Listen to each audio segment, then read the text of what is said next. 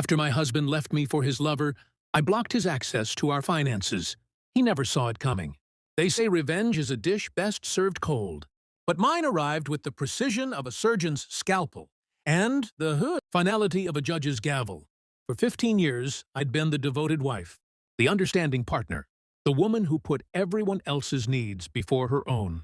I'd watched my husband climb the corporate ladder using the financial foundation I'd helped build, never once imagining that the hands I held each night would one day reach for someone else. But life has a cruel way of teaching us that trust can be weaponized, and love can be the most dangerous vulnerability of all. The afternoon I discovered my husband's affair, something inside me didn't break. It crystallized into diamond-hard resolve. While he was making promises to her in some hotel room, I was making moves that would change everything. This isn't a story about a woman scorned.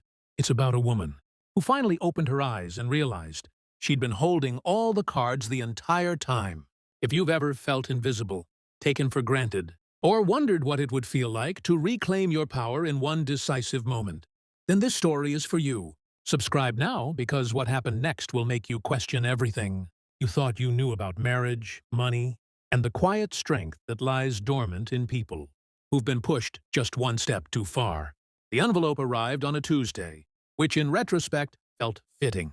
Tuesdays had always been unremarkable days, the kind that blur into the fabric of ordinary life, without leaving any particular impression.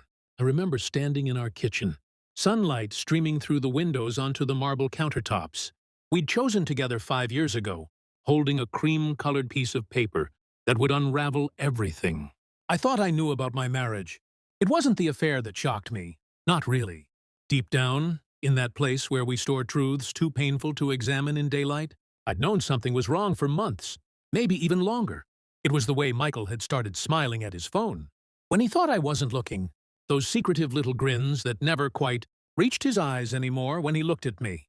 It was the late nights at the office that multiplied like rabbits, the business trips that seemed to stretch longer and longer, the way he'd started buying cologne. I'd never smelled on him at home. The envelope was from a private investigator I hadn't hired. That detail still makes me shiver. It came from Angela, my best friend since college, who'd apparently noticed what I'd been too trusting or too terrified to investigate. Myself.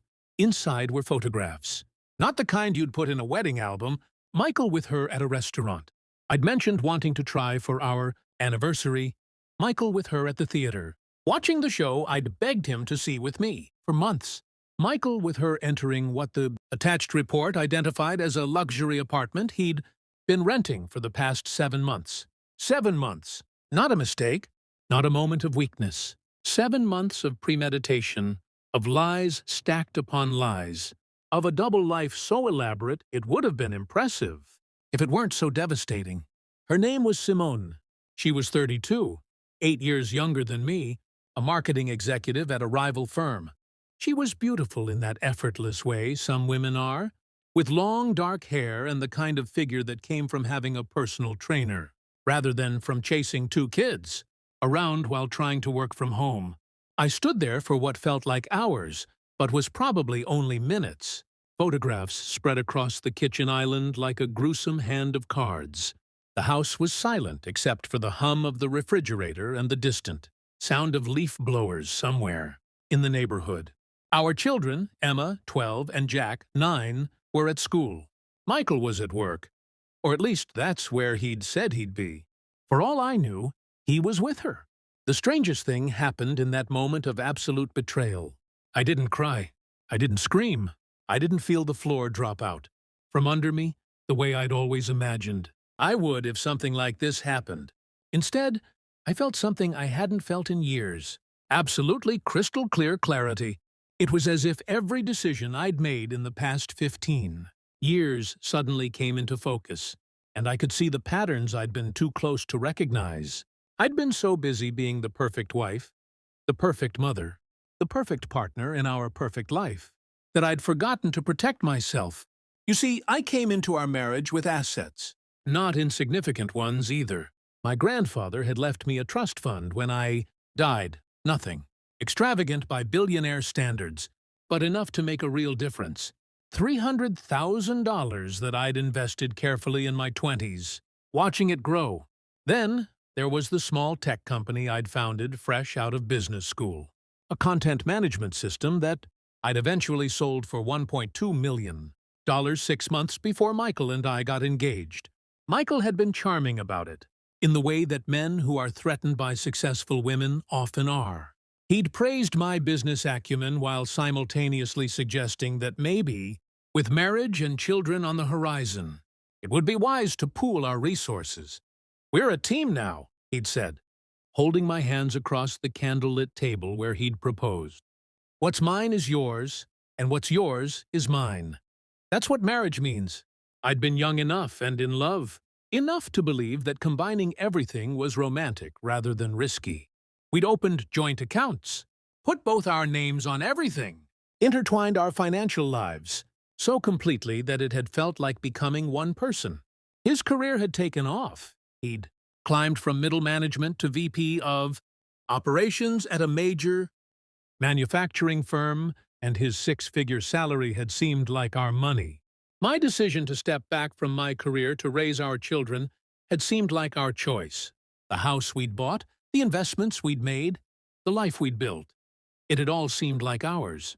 But sitting there with evidence of his betrayal spread before me, I realized something crucial.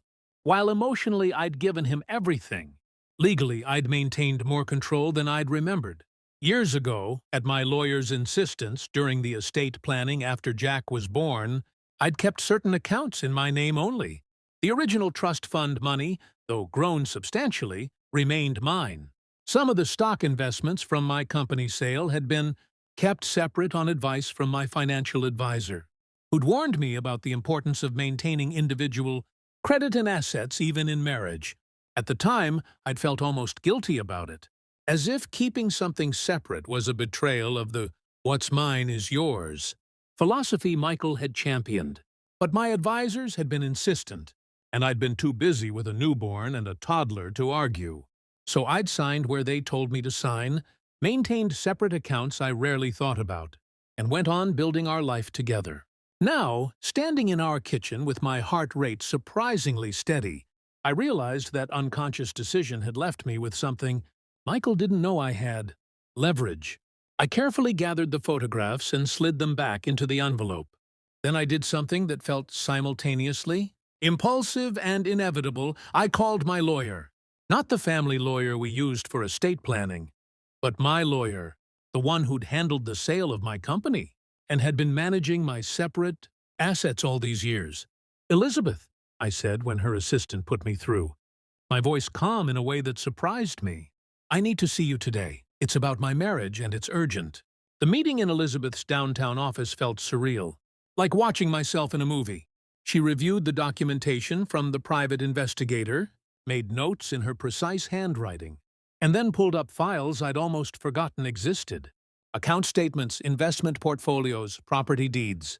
As she walked me through everything, I felt like I was seeing my own life from the outside for the first time. "The house is in both your names," Elizabeth said, her reading glasses perched on her nose as she reviewed documents on her computer screen. "But you provided the entire down payment from your premarital assets." "We documented that carefully. The investment properties you've acquired over the years, the rental condo downtown and the vacation property in Colorado, those are both in your name only, purchased with funds from your separate accounts." I'd forgotten about those decisions. Michael had been dismissive of real estate investment, calling it too much hassle. So I'd quietly used my own money to purchase properties that had appreciated significantly over the past decade. "The joint accounts," Elizabeth continued, "those are obviously accessible to both of you. But the brokerage accounts in your name, the trust fund account, and the money market account we set up, those are yours alone. He has no legal claim to them, and more importantly, he can't access them without your permission." "What about his accounts?" I asked. Elizabeth pulled up another file. "Checking and savings in his name only. Not much there, maybe 30,000. He's got a 401k through his employer, which would be considered marital property in a divorce. The joint accounts have about 200,000 between checking, savings, and the money market." I did the math in my head. Michael had access to roughly $230,000 that he could access on his own. I had control of over $2.8 million in separate accounts, plus shared access to the joint accounts, plus the equity in the properties in my name alone. He doesn't know about most of your separate accounts, does he? Elizabeth asked, watching my face. We never talk about them, I admitted. I check the statements when they come, but it's been on autopilot for years. He knows I had money before we married, but I don't think he realizes how much it's grown, or that it's still completely separate. Elizabeth leaned back in her chair, steepling her fingers. Laura, I need to be clear with you about something. If you're considering divorce, California is a community property state. Assets acquired during the marriage are generally split 50-50. However, assets that were yours before the marriage and have been kept completely separate, those remain yours. The growth on those separate assets is a gray area we'd have to argue, but the principle is sound. What are my immediate options? I asked. Not divorce yet. I'm not ready for that decision. But protection. What can I do to protect myself right now? Elizabeth smiled, and it wasn't a pleasant smile. It was the smile of a woman who'd helped a lot of other women through this exact situation. Legally, you can revoke his access to any accounts that are in your name only.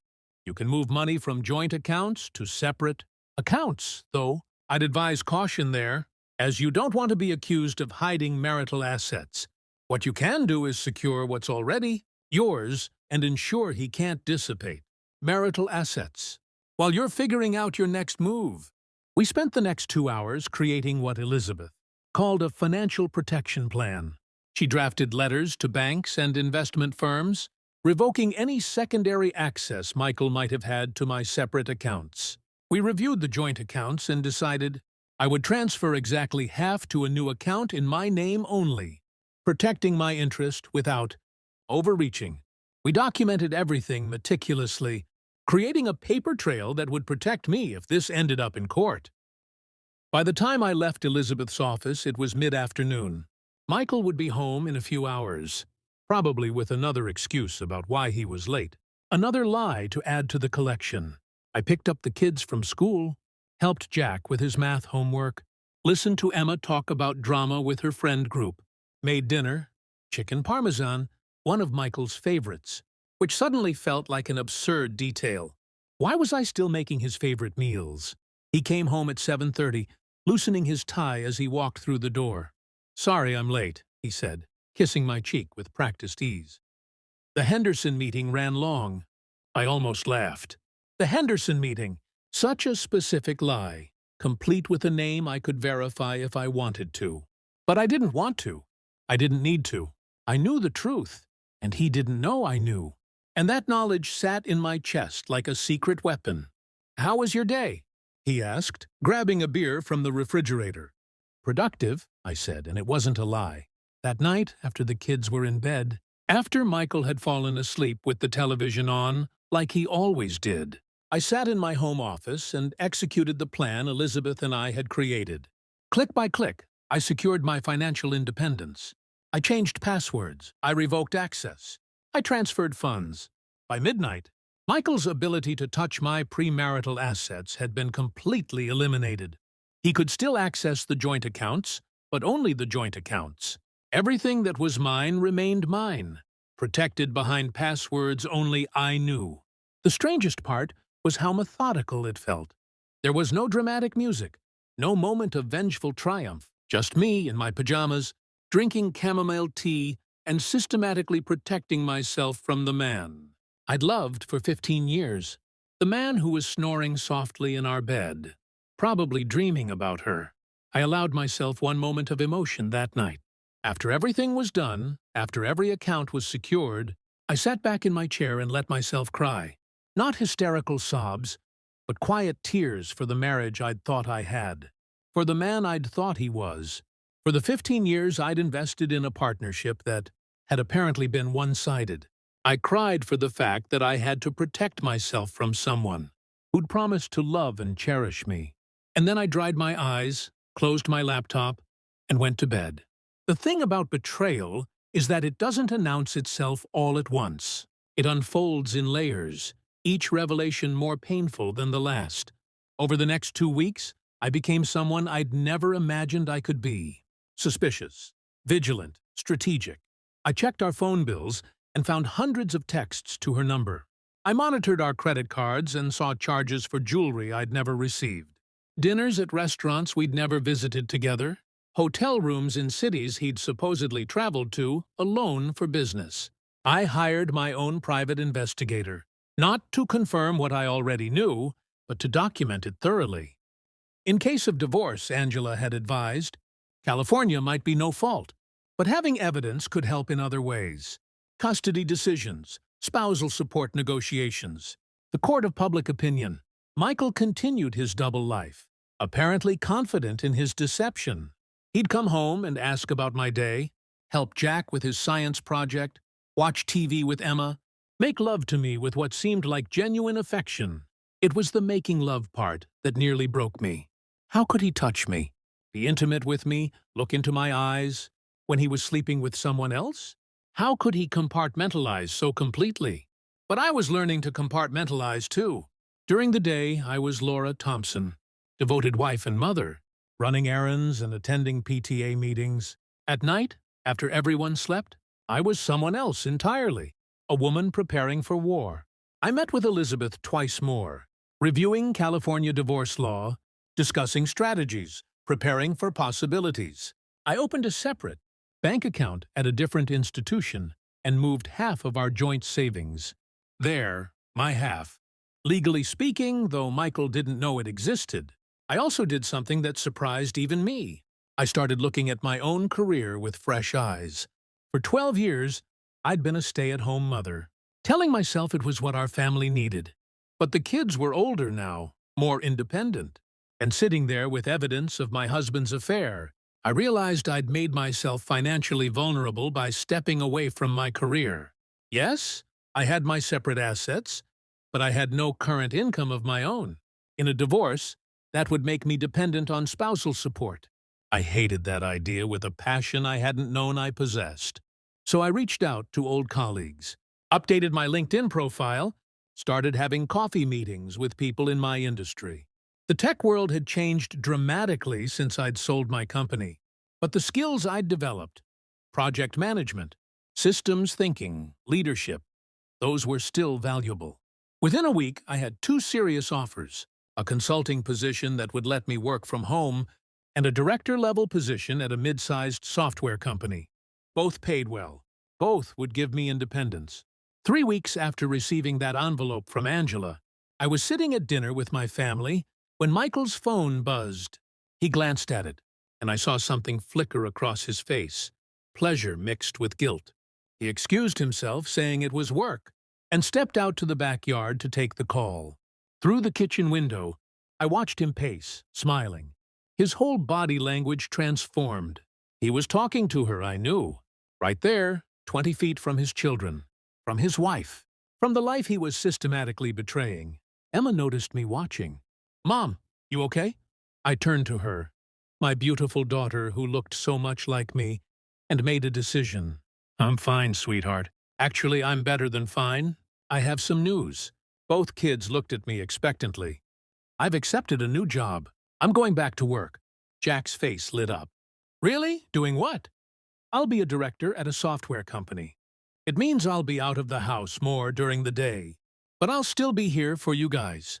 Grandma said she'd help with pickups when I can't make it." Emma smiled. "That's cool, Mom. You've seemed kind of, I don't know, bored lately?" "This is good." Bored. My daughter had noticed what I hadn't wanted to admit. I'd been bored, unfulfilled, lost in the routine of maintaining a household, while my sense of self slowly evaporated. When had I stopped being Laura, the entrepreneur, the businesswoman, the woman with her own ambitions? When had I become just Michael's wife, Emma and Jack's mom, the person who existed to support everyone else's dreams? Michael came back inside, sliding his phone into his pocket. "What did I miss?" "Mom's got a job," Jack announced. "She's going to be a director at a software company." Something crossed Michael's face. Surprise, maybe concern. "When did this happen?"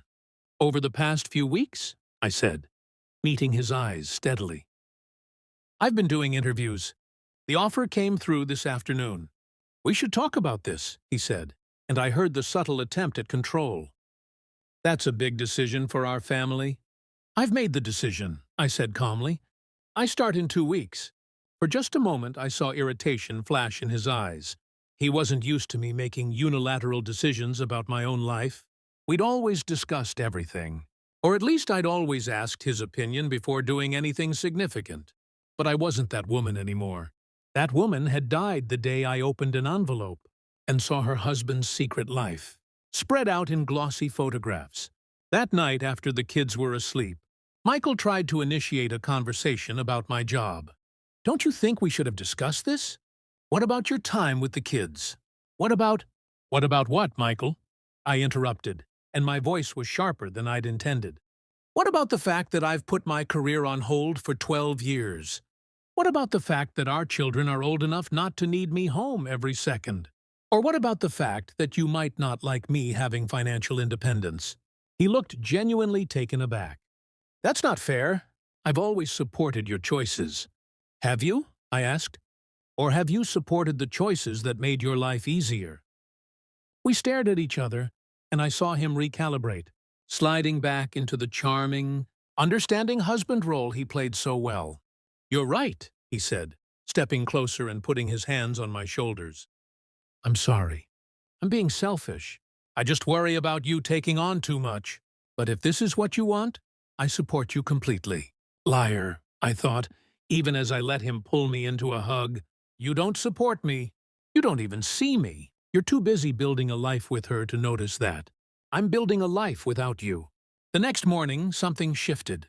Maybe it was the job offer giving me confidence, or maybe it was just the accumulated weight of weeks of secret knowledge. But I decided I was done pretending.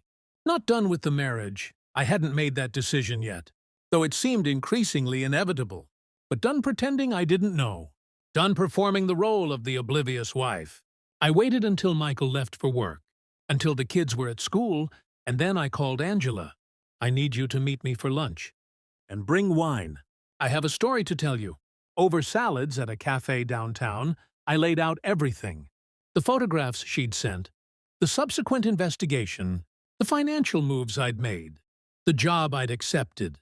Angela listened with the righteous fury of a best friend, her expression cycling through shock, anger, and finally, fierce pride.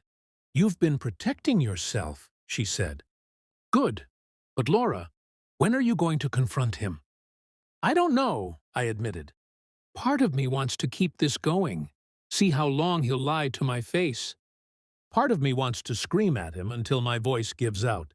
And part of me just wants to disappear, start over, and let him figure it out on his own." "What do you want most?" Angela asked. I thought about it, really thought about it. What did I want? Not revenge, exactly, though the idea had its appeal. Not reconciliation. I couldn't imagine ever trusting him again. And without trust, what was the point? What I wanted, I realized, was acknowledgement. I wanted him to understand what he'd done, what he'd destroyed.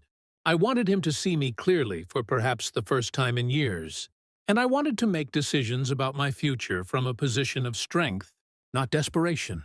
"I want him to realize he's lost something valuable," I finally said.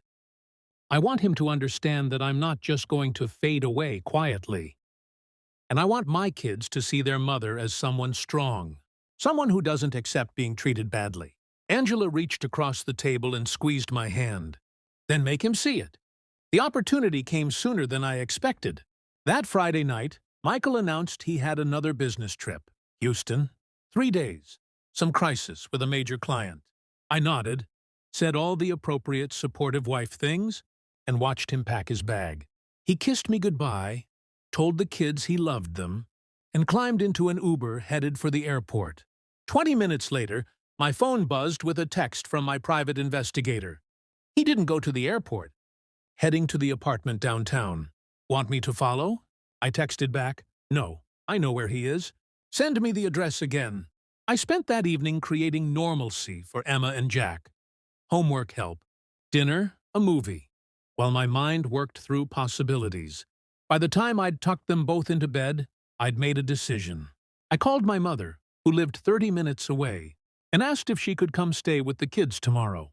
I have something I need to do, I told her. That night I barely slept. I lay in our bed, my bed now, really, since he'd chosen to be elsewhere, and thought about 15 years of marriage. The good times had been genuinely good. Lazy Sunday mornings, inside jokes, the overwhelming joy of holding our babies for the first time. Vacations where we'd laughed until we cried. But mixed with those memories were other, less pleasant ones that I'd minimized or ignored.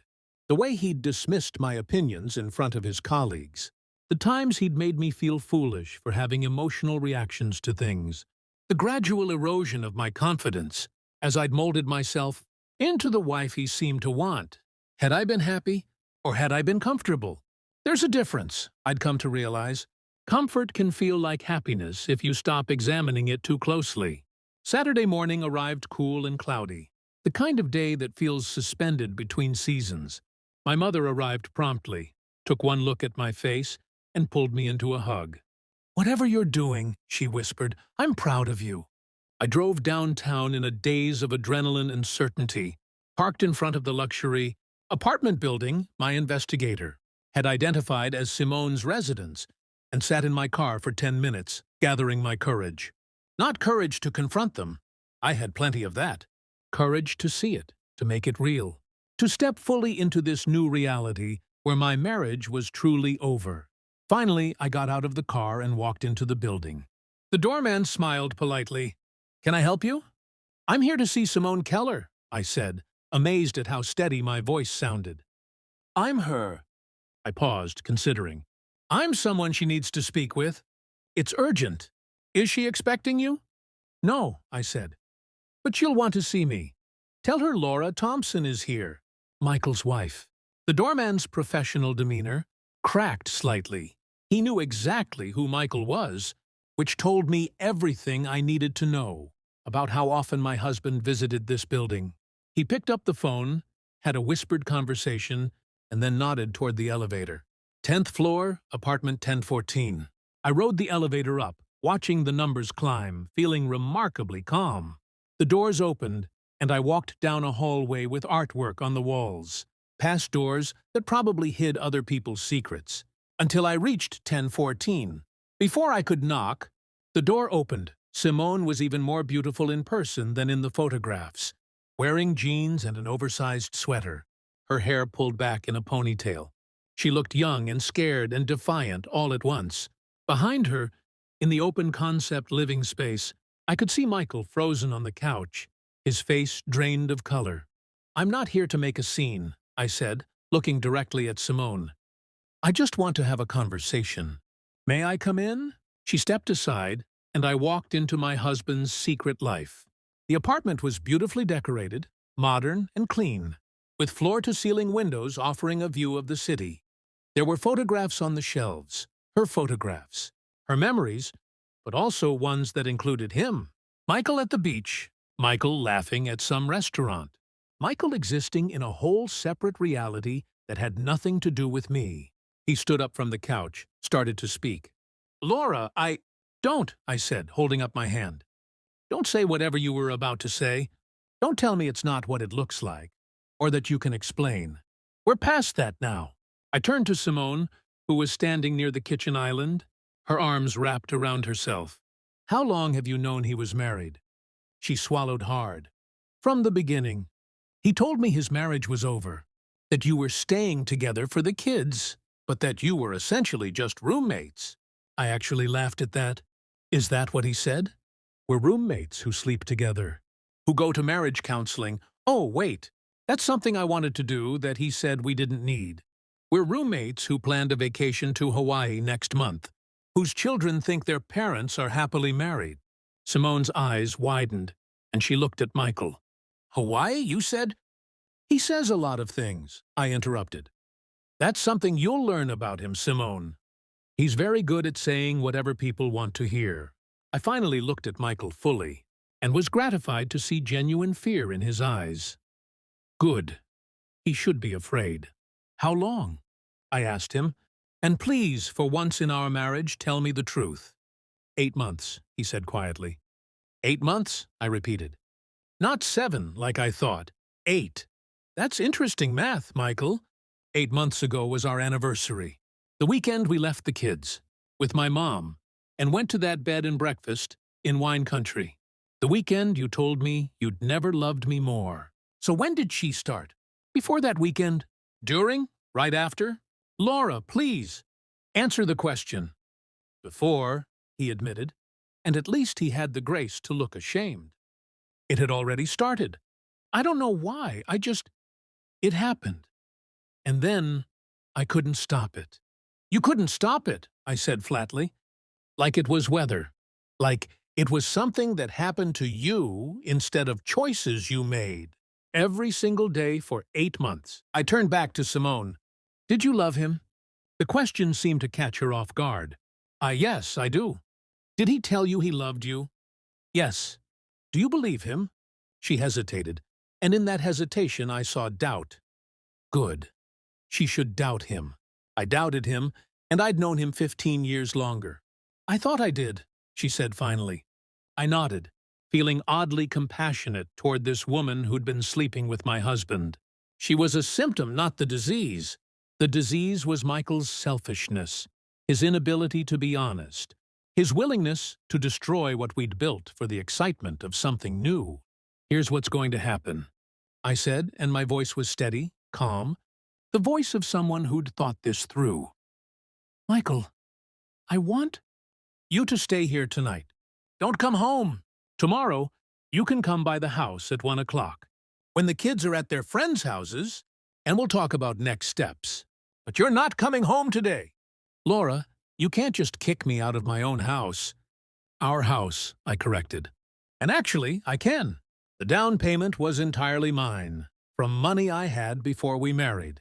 Elizabeth confirmed it yesterday. So yes, I absolutely can tell you not to come home. I pulled an envelope from my purse. I'd come prepared, after all, and handed it to him. Inside is a letter from my attorney outlining what I've done to protect my separate assets. You'll find that your access to my premarital accounts has been revoked. You still have access to the joint accounts, of course. They're still joint. But everything that was mine before we married, and the growth on those assets, is protected now. The color drained from his face as he opened the envelope and scanned the letter. You can't! This is Laura! This is my money, too! We've been married 15 years. California is community property. Premarital assets that are kept separate remain separate, I said. Elizabeth was very clear about that. The money I came into the marriage with, the money I made from selling my company before we were engaged, that's mine. The properties I bought in my name with that money, those are mine. You'll get half of what we accumulated during the marriage, which is still substantial. But my foundation, the assets I built before I met you, those stay with me. I watched understanding dawn on his face. He'd known I had money, but like so many things in our marriage, we'd never discussed the details. He'd assumed, I realized, that everything had blended together over the years, that my premarital assets had somehow become ours. He'd been counting on them, perhaps, in the divorce he'd probably been planning. Or maybe he just hadn't thought about it at all, too focused on his new relationship to consider practical consequences. I'm taking the kids to my mother's tonight, I continued, so you can come home and pack some things. I want you out by tomorrow afternoon. We'll figure out a custody arrangement through lawyers. But for now, I think it's better if you're not in the house. You're turning the kids against me, he said. And there was desperation in his voice now. No, I said firmly. You did that yourself. I haven't told them anything yet. I wanted to give you the chance to be honest with them. We can do that together, or you can do it alone. But it's happening. Our children deserve to know the truth about why their parents' marriage is ending. Simone had been silent through this exchange, watching us like someone watching a car accident. Now she spoke, her voice small. I didn't mean for this to happen. I didn't mean to ruin a family. I looked at her and felt something unexpected. Pity. You didn't ruin our family, Simone. He did. You were just the excuse he needed to do what he apparently wanted to do anyway. And honestly, I surprised myself with the next words. In a way, you did me a favor. I would have spent the rest of my life with someone who was capable of this level of deception. Now I have a chance to find something real, something honest. So thank you. With that, I turned and walked toward the door. Michael's voice followed me. Laura, wait, please. Can't we talk about this? Can't we try to fix this? I stopped at the door and looked back at him. This man I'd loved, who'd fathered my children, who'd been my partner for 15 years. And I felt, not nothing exactly, but something close to it. The intense emotion I'd expected, rage, grief, devastation, was simply absent.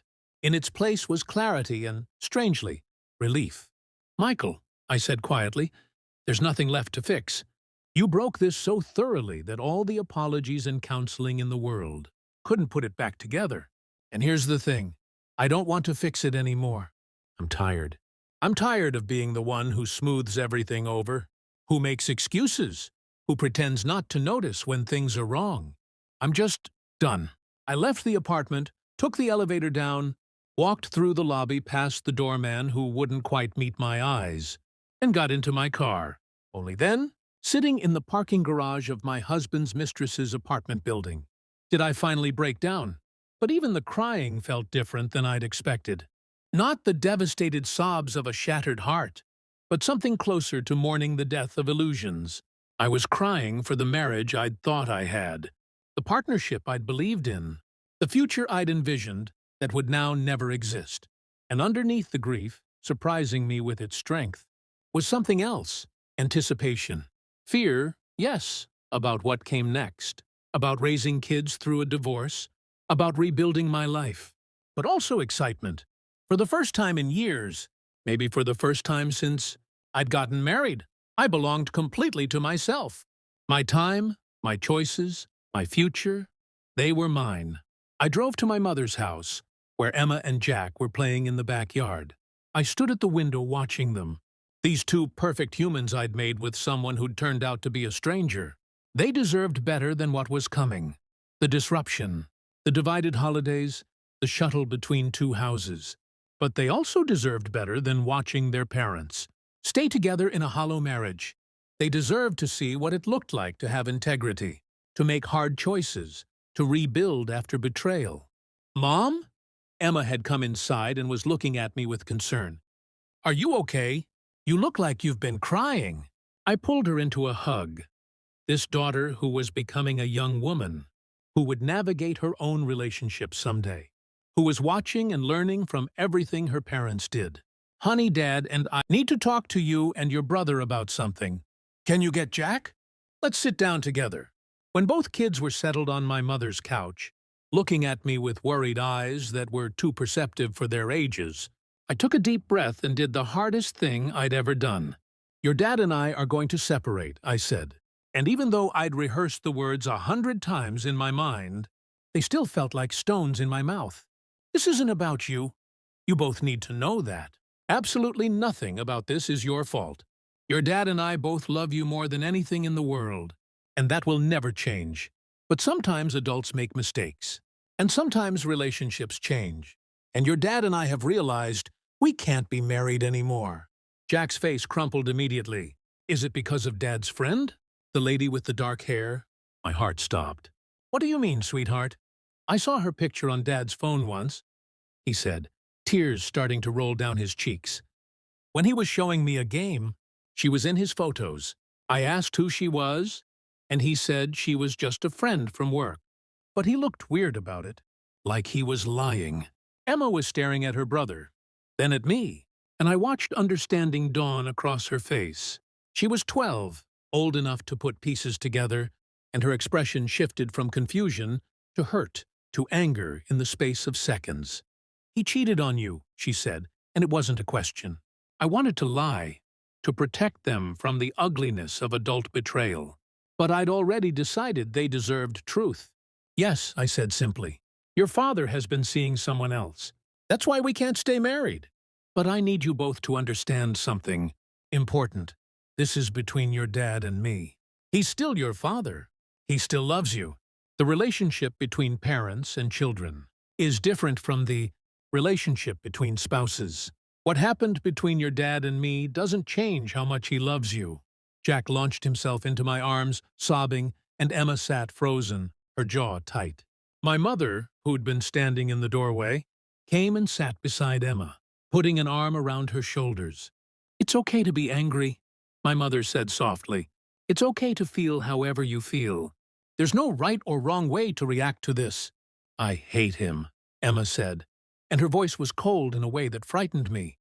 "I hate him for hurting you, for hurting us. How could he do this?" "He made a mistake," I said, even though the word mistake felt inadequate for 8 months of deliberate deception. A big one, but he's still your dad. And eventually, you might want to forgive him. You don't have to do it now, or even soon, but I don't want you carrying around hate. It'll hurt you more than it hurts him. We stayed at my mother's house that night. All of us piled into her guest room like refugees from our own life. Lay awake between my children, listening to them breathe, and wondered how Michael was explaining this to himself. Was he painting himself as the victim, trapped in an unhappy marriage? Was he promising Simone they could be together now? Or was he, perhaps for the first time, actually confronting what he'd done? Sunday afternoon arrived with the inevitability of a storm. My mother stayed with the kids while I drove home alone to meet Michael. He was already there, his car in the driveway, looking strange and out of place, like it didn't quite belong anymore. I found him in our bedroom, packing clothes into a suitcase, with the clumsy movements of someone who'd never really had to pack for himself. "The kids know," I said from the doorway. He looked up, his face haggard. He'd aged 10 years in the past 24 hours. "How did they take it?" "How do you think they took it?" "Their father destroyed their family. Jack's been crying on and off since yesterday. Emma says she hates you." I watched him flinch. "I tried to tell them you still love them, that this doesn't change your relationship with them. But Michael, they're not stupid. They understand betrayal, and they're going to need time to process this." "I never wanted to hurt them," he said, and he actually sounded sincere. "Then you shouldn't have had an affair," I said flatly. "You don't get to avoid hurting them. You did this. Now you have to live with the consequences." I sat down on the edge of the bed we'd shared for 15 years, suddenly exhausted. "We need to figure out the practical details. Custody, finances, how we're going to tell people." He sat down on the opposite side of the bed, the suitcase between us, like a physical manifestation of everything that now separated us. "I want joint custody, 50-50. "That's not happening," I said immediately. "Not at first. The kids need stability, and their home is here with me. You can have them every other weekend and one evening during the week. When everyone's adjusted, when you've proven you can be reliable, we can discuss expanding your time." "That's not fair." "Fair?" I interrupted, and for the first time since entering the house, I let my anger show. "You want to talk about fair?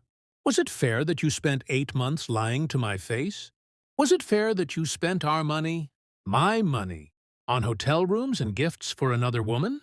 Was it fair that you exposed me to God knows what health risks because you couldn't keep your marriage vows? Don't you dare talk to me about fair." He was quiet for a long moment. "What about the house?" "The house stays with me and the kids.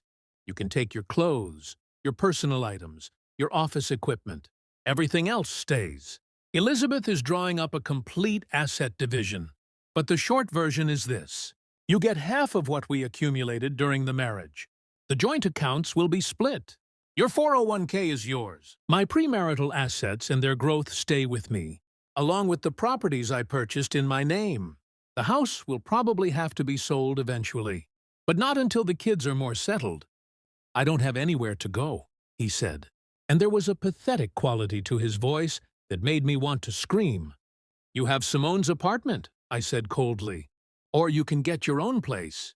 That's not my problem anymore, Michael. You made your choice. Live with it." We spent the next hour going through details, with the efficiency of strangers, who would tell which friends, how we'd handle school communications, what the schedule would look like for the next month. It was surreal. Dismantling 15 Years of partnership with the emotional engagement of negotiating. A business contract. But maybe that's what marriage becomes when trust dies. Just another transaction to be managed and concluded. Before he left, he tried one more time. Laura, I know I don't have the right to ask this, but is there any chance, any possibility that you might forgive me someday? That we could try to work through this? I looked at him, really looked at him, and tried to find any remaining trace of love in my heart. There was history there, shared experiences, the bond of co-parenting. There was even, surprisingly, a kind of fondness for who we'd been when we were young and everything. Had seemed possible. But love, the kind of love that could survive this? No, that was gone, burned away by 8 months of lies. No, I said simply. Even if I could forgive you, and I'm not sure I can, I could never trust you again. And without trust, we don't have anything worth saving. You killed this marriage, Michael. It's dead. We're just figuring out how to bury it properly. He left then, carrying his suitcase and a box of personal items, and I watched through the window as he loaded them into his car and drove away. The house felt different with him gone. Emptier, but also cleaner. Like something toxic had been removed. I walked through the rooms we'd shared, seeing them with new eyes. This was my space now, mine and the kids. We would build something new here, something honest. The next few weeks were simultaneously the hardest and most liberating of my life. I started my new job and threw myself into it with an intensity that surprised my new colleagues. I was good at it, I remembered. Good at leadership, good at strategy, good at building and creating. Part of me had been dormant for so long, and waking it up felt like coming back to life. The kids adjusted in fits and starts. Jack cried less as the days passed, though he still had moments of heartbreak that would hit without warning. Emma's anger slowly transformed into something more complex. Not forgiveness, but a kind of resigned acceptance. They saw Michael every other weekend, and the first few exchanges were excruciating. All of us trying to maintain civility, while emotions roared beneath the surface. Michael tried, I had to give him that. He showed up on time for pickups. He called the kids every evening he didn't have them. He sent apology letters that I didn't read, left voicemails that I deleted without listening. He wanted absolution I couldn't give, understanding I didn't have. As far as I was concerned, he'd made his choices, and now he had to live with who those choices had revealed him to be. The divorce proceedings began 2 months after our separation. California's 6-month waiting period felt interminable, but Elizabeth assured me that we were making excellent progress on the settlement. Michael's lawyer tried to argue for a share of my premarital assets, but Elizabeth shut that down quickly with documentation, showing clear separation of those funds throughout our marriage. In the end, the division was clean. He got half the joint accounts, half the equity in the house, his retirement accounts. I kept my separate investments, the rental properties, and primary custody of the kids. He'd pay child support, though given my new salary, it wasn't as much as it might have been. I didn't care. I didn't want his money. I wanted my freedom. The most unexpected part of the whole process was how many women reached out to me. Friends, acquaintances, even near strangers seemed to emerge from the woodwork, with their own stories of betrayal, of financial vulnerability, of rebuilding after loss. At a coffee meeting with former colleagues, one woman pulled me aside and whispered, "I'm so glad you protected yourself financially." I didn't, and I'm still paying for it 10 years later. Another, at a school function, squeezed my hand and said, "You're showing our daughters what strength looks like." Thank you. I hadn't intended to become some kind of symbol, but apparently I had. Angela told me that women were talking about what I'd done, how I'd secured my assets, gone back to work, refused to let betrayal destroy me. "You're kind of a legend," she said with a grin. The woman who didn't just survive divorce, the woman who planned for it. 6 months after I'd walked into Simone's apartment, the divorce was finalized. I stood in the courthouse with Elizabeth, signed papers that ended my marriage, and felt nothing really, just relief that it was over, that I could stop being in legal limbo and start fully moving forward. Michael wasn't there. He'd given his lawyer power of attorney to sign on his behalf. I heard through mutual friends that he was still with Simone, that they'd moved in together, that he was trying to play happy family with her. I wished them well, in the abstract way you wish well to strangers. Their relationship, their choices, their future. None of it was my concern anymore. Emma and Jack continued to heal, slowly finding their footing in our new reality. Emma started talking to a therapist, working through her anger and hurt. Jack became more clingy for a while, but eventually started to relax again, to laugh more freely. They both adjusted to having two homes, two sets of routines, two parents who were happier apart than they'd been together. Because that was the surprising truth. I was happier. Not right away. Those first months were brutal, full of grief and anger and fear. But gradually, as I rebuilt my life, I discovered a version of myself I'd forgotten existed. The Laura who was ambitious and creative and unapologetically herself. The Laura who didn't apologize for taking up space or having needs or making decisions that prioritized her own well-being. I dated eventually, though not seriously at first. It was enough to remember that I was attractive, interesting, worthy of attention from men who actually valued me. I had coffee with a divorced lawyer who made me laugh. I went to dinner with a widowed professor who loved books as much as I did. I even had a brief fling with a considerably younger entrepreneur who reminded me that passion and desire weren't things that died at 40. None of these turned into serious relationships, but they didn't need to.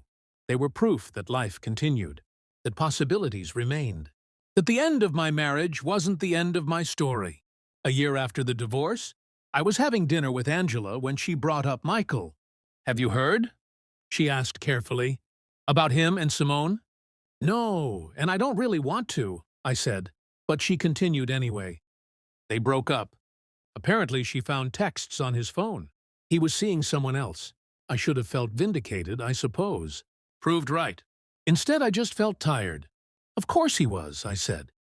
"That's who he is." The cheating wasn't about me, or about her, or about any particular woman.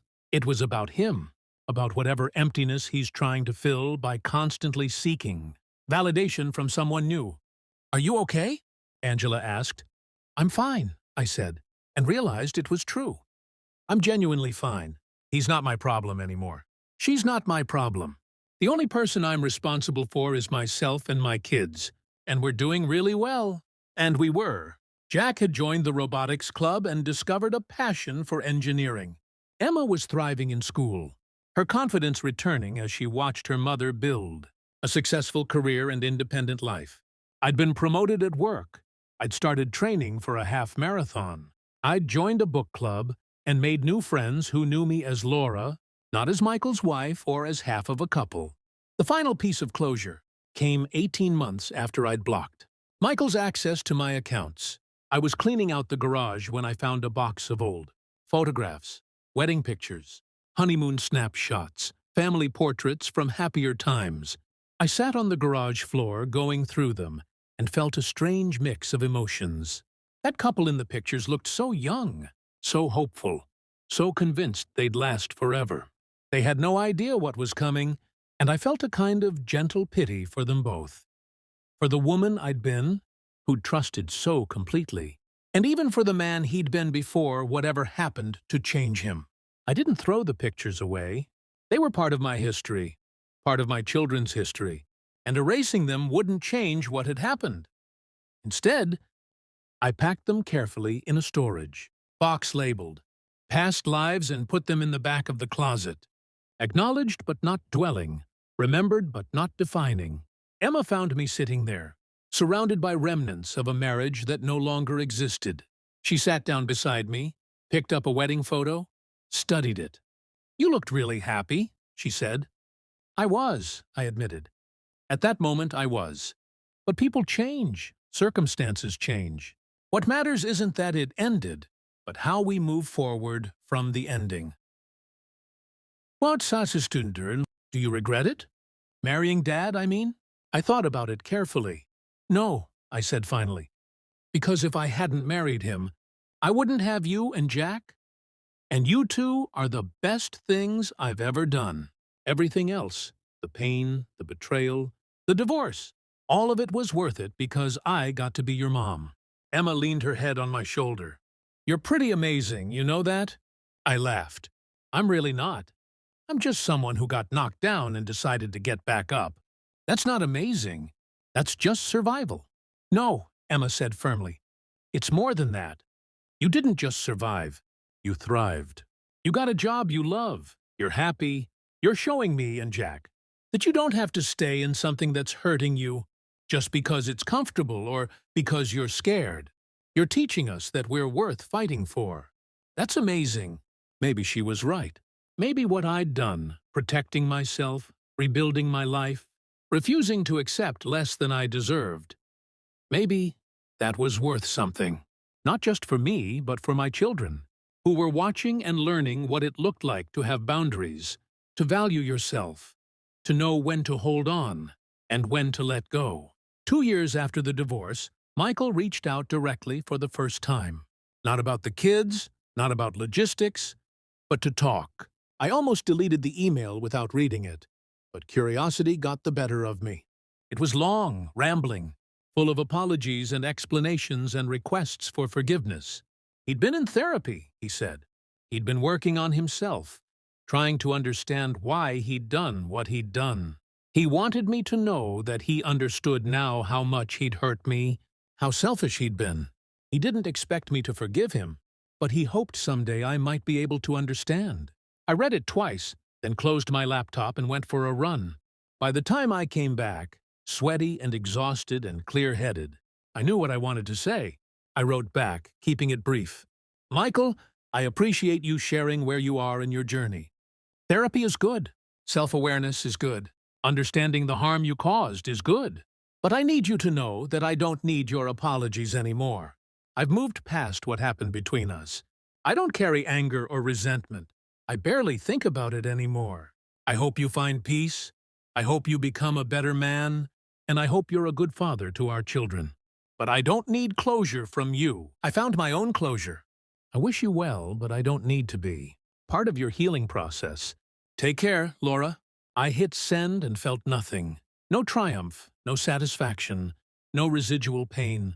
Just the neutral acknowledgement that someone I used to love was trying to deal with his own demons. And that was his journey to take, not mine. The years continued to unfold. Jack and Emma grew, became teenagers with their own complicated lives, their own relationships, their own understanding of what had happened between their parents. They maintained a relationship with Michael, though it was never quite what it had been before. There was love there, but also wariness, a lesson learned about not taking people at face value. I continued building my career, eventually starting my own consulting firm that specialized in helping companies streamline their operations.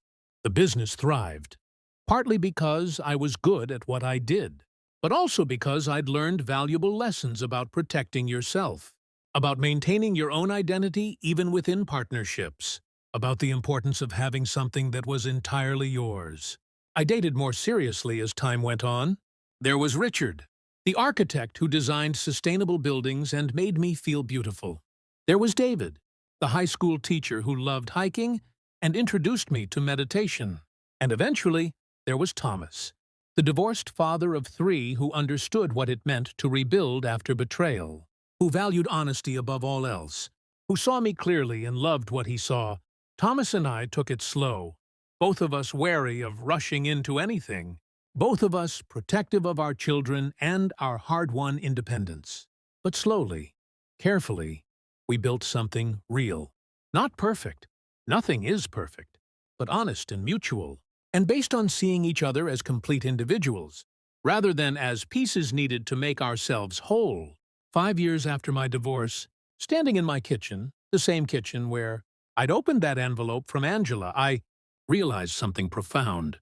The affair, the betrayal, the divorce, all of it had felt like the end of my world at the time. And in a way, it was, but it was also the beginning of something else. The beginning of me understanding my own worth. The beginning of me reclaiming my power. The beginning of me building a life that was authentically mine, rather than a supporting role in someone else's story. Michael's affair didn't destroy me. His betrayal didn't define me. His lies didn't diminish me. In the end, his choices revealed him, not me. And what they revealed was that I was stronger than I'd ever known, more resilient than I'd imagined, more capable of reinvention than I'd believed possible. The day I blocked his access to our finances wasn't about revenge. It was about protection. It was about finally prioritizing myself after years of putting everyone else first. It was about refusing to be a victim and choosing, instead, to be a survivor and ultimately a thriver. I look at my life now, my successful business, my healthy children, my honest relationship, my circle of supportive friends, my financial security, and I feel something I didn't feel for years. During my marriage, I feel proud. Proud of who I've become. Proud of how I've handled everything that was thrown at me. Proud that when life knocked me down, I didn't just get up. I built myself back stronger. The envelope that arrived on that Tuesday changed everything. But not in the way Michael intended when he started his affair. It changed me from someone who accepted less than she deserved into someone who knew her worth. It changed me from someone who was afraid to be alone into someone who understood that being alone was better than being with someone who didn't truly see you. It changed me from someone who gave away her power into someone who held it close and used it wisely. Michael never saw it coming, that's true. He never anticipated that the wife he'd taken for granted would turn out to be his equal in strategy, his superior in resolve. He never imagined that blocking his access to our finances would be just the first move in a larger game he'd already lost. He never understood that you can't betray someone who's finally learned to value herself, because once that lesson is learned, the power shifts forever. And the most beautiful irony of all? In trying to escape our marriage for something he thought would make him happier, he freed me to discover a happiness I'd never known was possible. He wanted to leave, so I let him go. But I did it on my terms, with my assets protected, with my dignity intact, with my future secured. That's the thing about betrayal. Sometimes the person who walks away is the one who loses everything, while the person left behind discovers they had everything they needed all along. They just needed to believe it. So yes, after my husband left me for his lover, I blocked his access to our finances. He never saw it coming. But what he really never saw coming was that I didn't need him nearly as much as he'd assumed, that I was capable of thriving without him, that the life I built from the ashes of our marriage would be better, more authentic, more mine than anything we'd created together. They say living well is the best revenge. I'm not sure it's revenge I'm after anymore, but living well, that I've mastered. And every day that I wake up in a life I've built on my own terms, with people who value me, doing work I love, raising children who understand their worth, that's not revenge. That's victory. Not over him, but over every doubt I ever had about whether I could make it on my own. I could. I did. I am. And that's a story worth telling. That's a story worth living. That's a story that I hope inspires someone else, somewhere, who's standing in their kitchen holding evidence of betrayal, wondering if they have the strength to do what needs to be done. You do. You have more strength than you know. And sometimes the end of one story is just the beginning of your real life, the one where you're the hero, not the supporting character. If this story resonated with you, if you've been inspired by Laura's journey from betrayal to empowerment, please subscribe to hear more stories about resilience, reinvention, and the quiet power that emerges when we finally choose ourselves. Share this with anyone who needs to hear that it's never too late to reclaim your life. Protect your worth and build something beautiful from broken pieces.